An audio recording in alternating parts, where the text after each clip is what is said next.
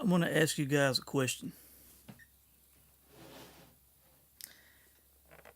You can see this well. I know it's not quite at the halfway mark, but do you see this as being half empty or do you see it as being half full?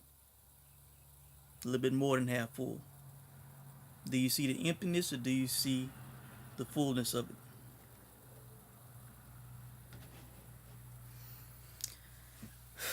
I'm a glass half full guy. You know, I'm an optimist. I see the positives in everything, okay? At the Brooke Spence press conference, Errol Spence's trainer, Derrick James, tried to point out, talk about Kell's record, losses on his record, people he had faced, etc., etc. Okay. And it has people talking. I have heard people talking about it before that, okay? Rumblings online about Kell's resume, guys he fought with so many losses, etc., etc. Okay. You know, people are looking at this situation the wrong way, man. And in this video, I'm going to give you the glass half full perspective. I'm going to tell you why I applaud Kell Brook's team, the Ingles, his management, why I applaud them for nurturing him the way that they did, for managing his career and matching him up the way that they did, okay? Regardless of what Derrick James says or anyone says, whoever Kell Brook fought, however many losses they had, etc., etc., however many times he rematched some of these guys, or at least one guy I saw, when it's all said and done, if Kell Brook was to leave this planet today, it would be said that this man was a world champion. Okay? So they did something right with Kell Brook. Okay? That's the bottom line of the situation. You know, this man was managed in the proper way to become a world champion. Okay? Now, let me pull up, go to his box rec, and I'm going to explain to you why I am glass half full on this situation. Okay. Derrick James was talking about he had fought guys with so many losses that they had. He said something like they had like 800 something losses or something like that, something crazy. If you added them all up, uh, okay. Now let's start at the beginning. Okay, Kell Brook has said that his uncle Johnny took him to Bramall Lane when he was 6 years old and told him that he would be defending his world title there one day. Okay, that's when he was 6. Okay, now I do not know for a fact if he started boxing at 6 before that or after that. I don't know. Okay, but what I do know is he went to the Ingle Gym at the age of 9. Okay, now maybe he was boxing before that. I don't know. You know, maybe he was, but he went to the Ingle Gym at 9. Okay, so officially we know that Kell Brook started at 9. Okay, at least that early. Okay, now Kell Brook. Let's see. He was born in 1986. May 5th, 1986 is his birthday. Okay. So he started training at the age of 9. So that would be, let's see, that would have been, I believe, 1995, okay, when he first stepped into the Ingle Gym, all right? At 9 years old, okay, he became pro in 2004, okay? So Kell Brook, when he turned pro, I believe Kell Brook was 18 years old, okay? He was an 18-year-old kid, okay? He had been training with the Eagles for 9 years, okay? And they obviously clearly thought the kid was talented. They called him the special one, okay? They called him that for a reason, all right? When I looked at his Wikipedia, I did not see anything talking about his amateur background, okay? But in an ESPN article that I read, it's called, let me pull it up. They did it right after he became champion. It's called Inside Boxing: How Kell Brook Became World Champion. It's dated August 20th, 2014, okay? I think this is ESPN UK. All right. In this article, I believe Dominic Ingle references him winning amateur championships, but I believe that was as a teenager before he turned pro, okay, as a kid. All right. So imagine this, guys. Imagine you have an 18-year-old prodigy, okay? A guy who you call the special one because he is that gifted. He turns pro. He does not, he is not staying amateur till 21. He is not going for an Olympic run, nothing like that, okay? The guy turns pro at 18. That's a very young age. You're still maturing, okay? You are still in the process of becoming a man. You are not a full man at 18. You still have a lot to learn, okay? Now, do you take this guy and do you throw him in with a guy that's 20 and 0, 30 and 0? Do you throw him in with world champions? No. No fighter is done that way. That's not how it works, okay? Usually what happens is guys debut against other guys that are debuting, guys that might be 1 and 0, 2 and 0, 0 and 1, 0 and 2, around that range, that record, okay? That's how most fighters debut, okay? Now, what did the Ingles do? What did Kell Brook's management do with Kell Brook, okay? At 18 years of age, they put him in with a guy named Peter Buckley, okay?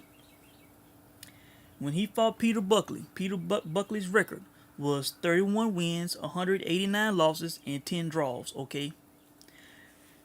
Now, I have heard people talking about this. Oh, man, he fought a guy with 189 losses. Oh, man, like the world's coming to an end. Like a guy with a loss is the worst thing in the world. That's not what I see when I see 31, 189, and 10. You know what I see? I say, man, that dude's got a lot of experience, man. This guy has over 200 pro fights. 200 pro fights. Okay?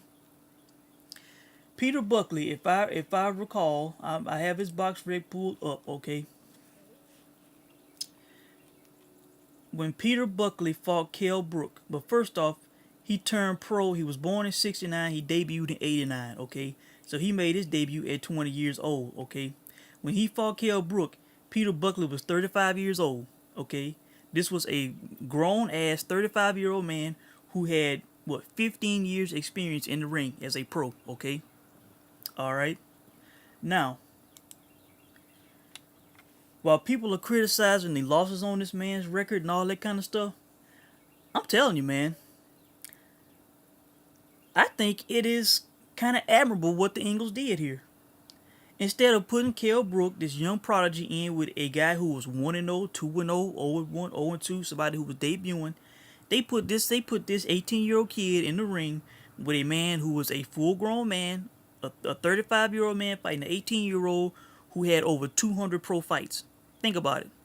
Okay, regardless of the number of losses he has on his record, this guy was a grown man with 15 years of experience, man, fighting an 18-year-old kid, okay?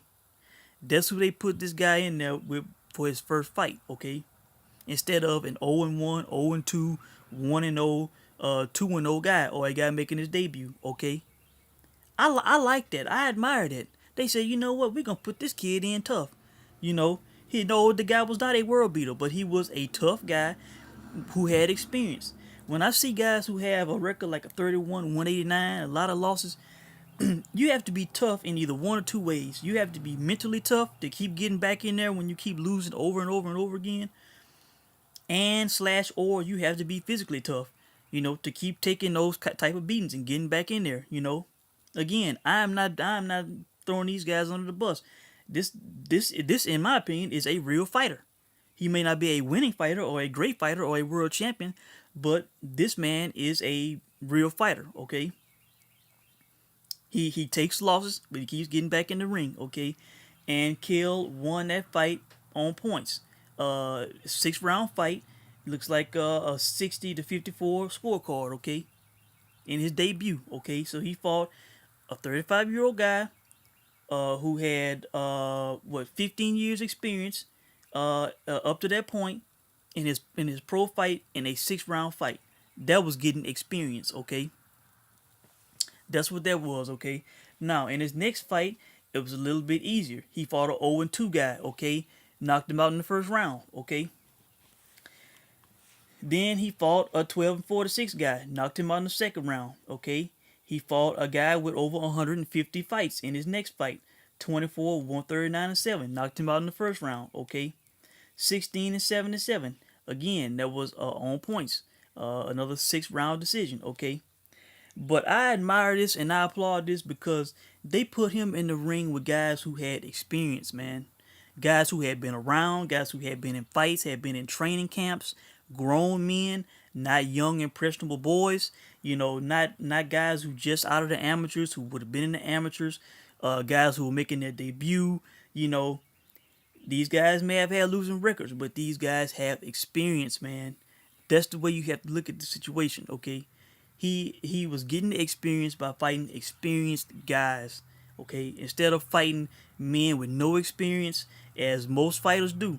The Ingles and his management and his family were putting him in there with real men, grown men who had been around, been in training camps, who were tough mentally, physically, or both, and had experience. Okay, 18-year-old kid going in there with grown men who had been around for a while. Okay, I applaud that. I think that is a great strategy. And again, at the end of the day, what happened when he fought Sean Porter? Okay, Sean Porter was let's see, Sean Porter when they fought, looks like he was 25-0, I believe. Okay, Sean Porter had been a pro since, let's see, 2008. He had been a pro for 6 years. Okay, 25-0, was a pro for 6 years. When he fought Kell Brook was 32-0 and had been a pro for 10 years. So Kell Brook had been more experienced as a pro. He had more fights. He had fought more guys. The guys that he fought had more pro experience than the guys who Sean Porter had fought. You know, and that's the way you have to look at this, guys. Errol Spence is talking about, guys that he fought and all this kind of stuff. Well, I tell you what, you combine up the records of all the guys that he's fought compared to the record of all the guys that Kell Brook has faced. Kell Brook has faced guys with more experience than Errol Spence. That's a fact, okay? That is a fact. All right. Again, Kell Brook was 32-0, had been a pro for 10 years. Also, what this does, guys, okay, Mike Tyson debuted at 18 years of age, right? Became heavyweight champion of the world at 20 years of age, right? Okay. He was either 23 or 24 when he lost the title to Buster Douglas, okay? A lot of people say we had saw the best of Mike Tyson up to that point. And when he lost to Buster Douglas, he was never the same, okay? It was all down here from there. Mike Tyson had peaked. Okay. Mike Tyson has the accolade of being the youngest heavyweight champion of all time. But at what price did he pay personally and financially and career-wise? What price did he pay for that accolade? Okay. Imagine if Mike Tyson would have had a longer amateur career. Let's say he didn't turn pro until 21 on up, okay? He would have had more time to mature as a man. He would have been held closer to his camp, the people who were developing him, Customatos, the Kevin Rooney's, all of these guys, Caden, all of these guys, man, Jacobs, all these guys who were developing and nurturing Mike Tyson. I know Jacobs and Customato passed, okay, but imagine if Mike had been on a slower track, had been kept in that circle, got to mature as a man, and would have been closer and loyal to the people that had brought him up. Okay, did not become world champion maybe until, let's say, 24, 25 years of age. He would have had time to mature as a man, to be around, to learn, okay, instead of getting all this money and all this success at 20 years old and, having a high profile marriage, having the world at his fingertips, and it was all gone before he was 25 years old, okay, and then ultimately landed in prison, okay. So, on the flip side, Kell Brook was an 18-year-old kid. They did not say, man, we got this big time project. We're gonna make him the youngest welterweight champion of all time. Let's push, push, push, get him a world title shot at 20. And Kell would have had all, if he would have pulled it off, he would have had all this worldwide fame, money, success at 20 years old. That is a very young age to have a lot of money and a lot of success. You need time to mature as a man, okay? That's a fact.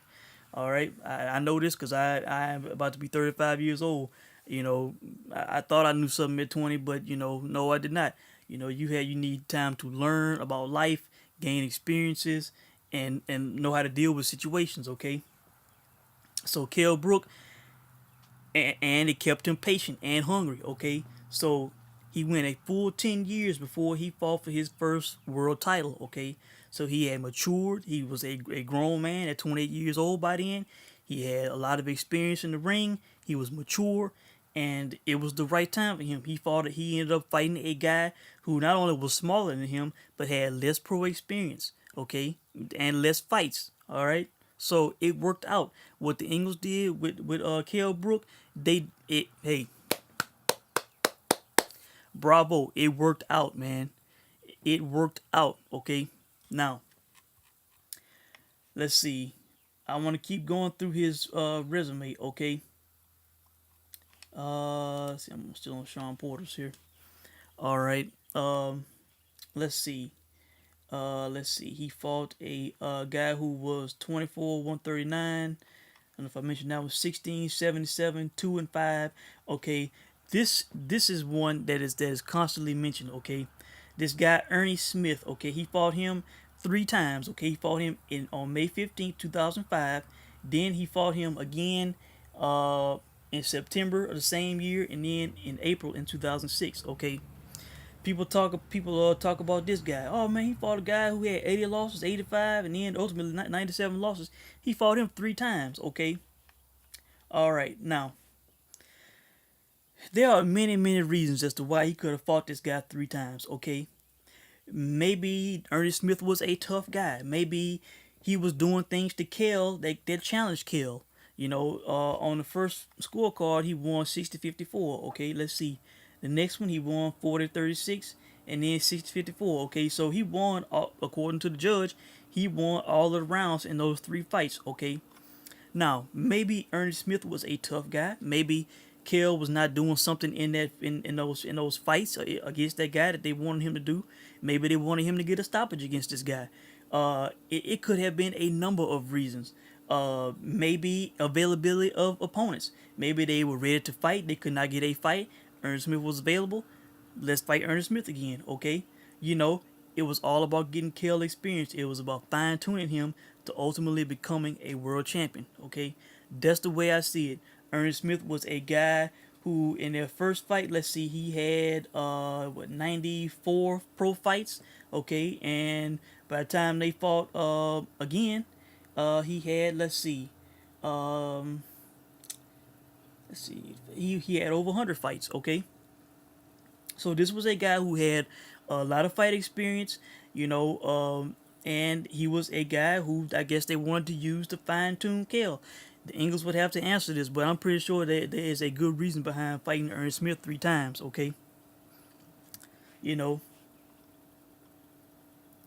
And then after that, let's see, he fought a guy who was 3-26, 2-16, 11-58, 20-7, 2-9, 8-12, 15-1. Looks like at that point, looks like the records were getting a lot better. The guys that he was fighting, okay, a lot more wins than losses, okay.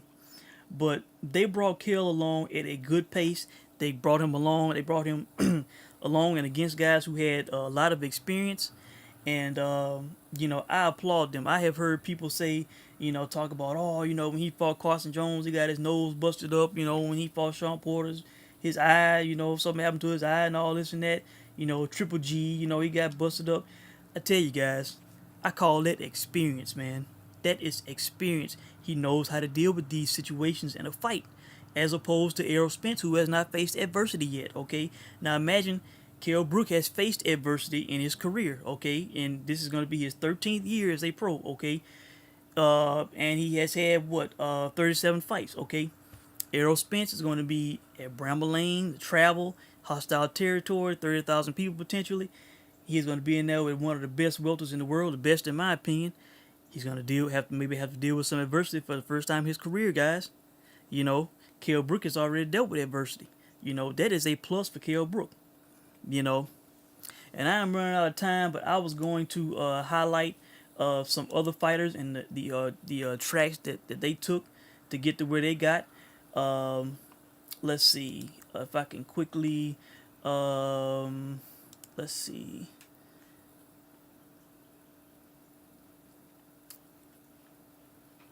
Prince Nassim Hamed from the England Gym. Okay, he was another guy who debuted at 18 years old. Okay, they did not put him in there with world beaters. You know, they matched this guy up slowly to develop him, to get him experience. Okay, he fought a guy who was 2-6, 1-3, 0-11, 6-37, 26-59, 18-18, 4-0, 3-12, 18-21, 18-29. Okay, those were his first couple of fights. Okay, guess what? Prince Nassim Hamed became a world champion, and he is in the International Boxing Hall of Fame. Okay, so you know, Derrick James and all these people who want to criticize Kell Brook's record, they can say all they want. See, Errol Spence had a lot more amateur experience. He did not turn pro until 22. Okay, so he could fight guys who did not have such big losing records. Okay, but let's look at him real quick. Okay, the guys that he fought. Okay, 3-3, 5-2, 0-1, 4-2, 16-4, 11-3, 4-4, 5-3. Okay, so he did not start out fighting world beaters either. Okay, so he cannot talk. Okay, I would rather my guy fight the guy with the experience like Kell Brook did, guys who have been around. Okay, you know. So I'm running out of time, guys. I wish I could go into this even more, but you look at how Mike Tyson was developed and fought all those guys on ESPN, knocking all those guys out. It was to get experience. He fought grown men who had been around for a while. You know, Tommy Morrison the same way. Tommy Morrison was he was a young kid when he debuted, and he fought debuting guys. He was developed up until he was undefeated. He got a world title shot against Ray Mercer. He got knocked out. Guess what? They dusted him back off. Got him a couple more wins. He got another world title shot against George Foreman. Became heavyweight champion of the world, man. Tommy Morrison is gone. But when he passed away, when they announced his pass on ESPN, guess what they said? Tommy Morrison, former world heavyweight champion. Okay, you know, matched these guys up nicely, brought them along slowly. They ended up becoming world champion. Kell Brook, I applaud what they did with this guy, man. Instead of putting him in with babies, guys just fresh out of the amateurs, guys who were debuting, they put this guy in there with grown men who had experience, man, and it paid off. Kell Brook has been in many situations. He has been around for a long time, and the guy became a world champion, man. Bottom line, that's all I got to say, guys. Let me know how you feel about it. But this is the glass half full way of looking at this, the optimistic way of looking at this situation. Thanks for watching.